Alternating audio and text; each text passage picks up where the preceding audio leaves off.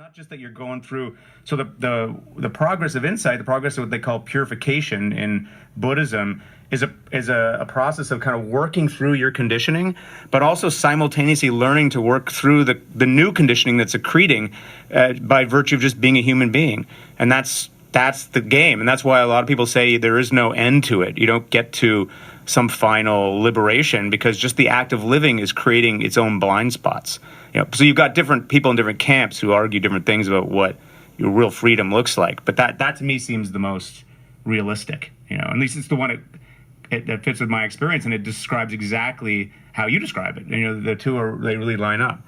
I think most of us are operating on momentum, and I think you learn things as a child, and those become whatever your personality is, the way whatever thought process you sort of have carved into your mind, like the grooves and patterns that you normally find yourself thinking in. And I equate it a lot to martial arts training. Like I used to teach martial arts for a living. One of the things that I found incredibly difficult was to reteach people. It was way easier to teach a person with no training than it was to reteach someone with poor training.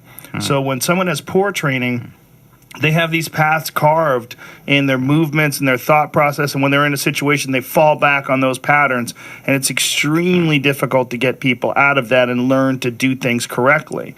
But if you can teach them how to do things correctly from the beginning, then they naturally, like, this is the stressful situation, here comes the problem, here's the issue, what's the technique, now you know it, and it's locked into your brain. You know the right pathway, whether as like, don't go to the technique you've been using all your life, now use a new technique, and remember to manage that situation under pressure. I think that's how most of us are handling our lives.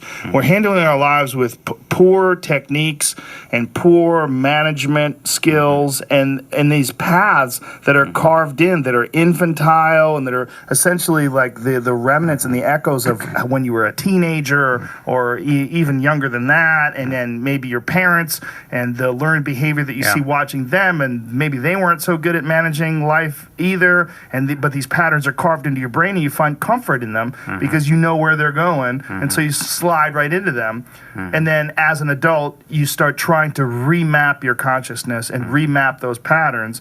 And in doing that, it's very difficult to sort of rethink how you think. I think what you're pointing to here is close to the what has become for me the animating insight of my whole side hustle as a meditation proponent, which is that the mind is trainable.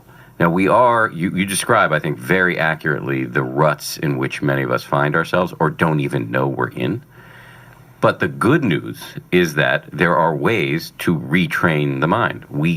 And I didn't know that until my late 30s when I started reading books about Buddhism. And all the things we want the most: calm, patience, compassion, generosity, happiness, whatever that means.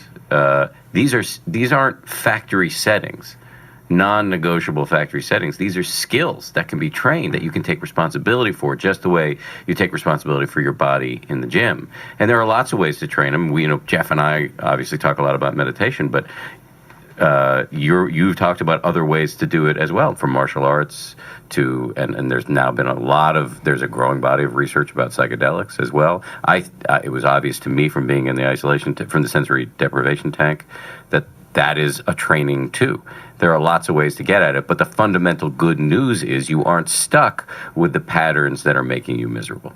Yeah, you're definitely not stuck. And I think that all these things are related.